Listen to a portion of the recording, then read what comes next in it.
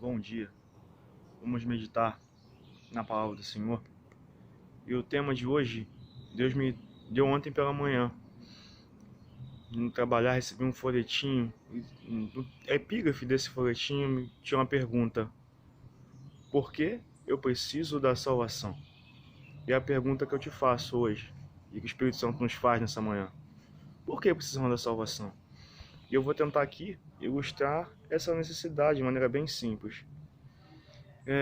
A Bíblia nos mostra que ao criar o homem, Deus fez um homem perfeito.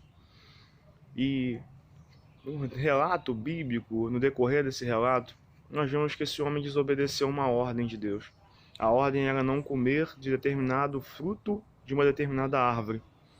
E ele, desobedecendo essa ordem de Deus, ele pecou, ele errou. E por consequência disso, veio sobre ele as condenações. Veio sobre ele a pena. E essa pena, ela acaba chegando até nós hoje, como descendência de Adão, fisicamente falando.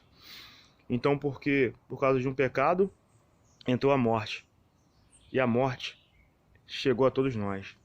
Então, por que eu preciso da salvação? Porque eu estou debaixo de uma condenação. Porque eu estou vivendo um grande perigo. Que perigo é esse? Passar uma eternidade distante de Deus. Viver a vida distante de Deus é fácil. Os deleites, os prazeres, eles satisfazem. Agora, passar a eternidade longe de Deus, eu posso te dizer com certeza, vai ser algo terrível. E por isso, nós precisamos da salvação. Duas verdades que eu quero transmitir para você hoje.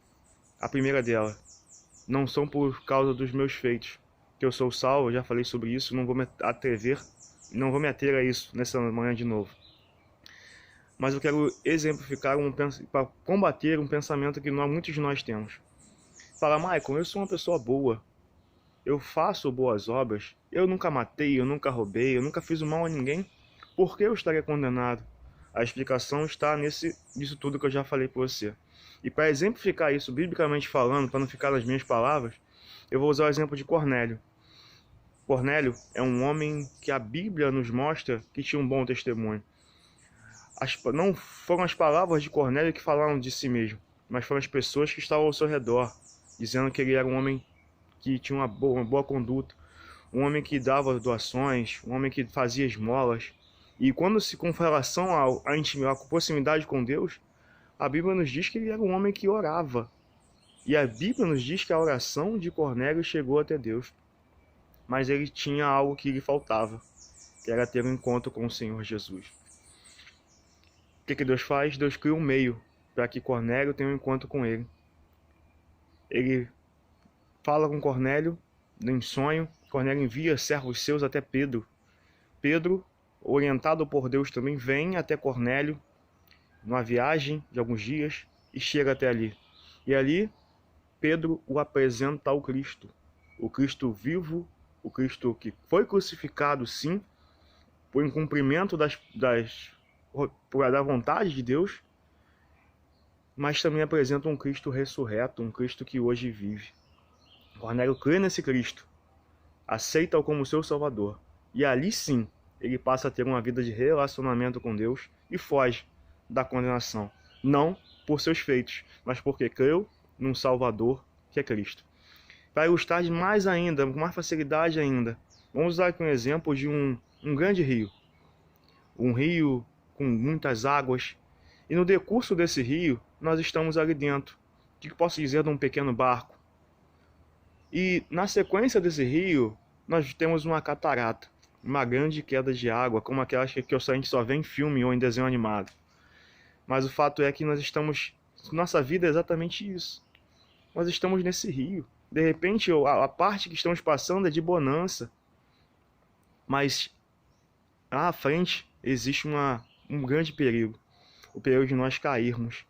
Essa catarata, nessa ilustração nossa hoje, ela ilustra o momento em que todos nós prestaremos conta diante do Senhor. Aqueles que aos seus olhos são bons e também aqueles que nós reconhecemos e sabemos que são maus.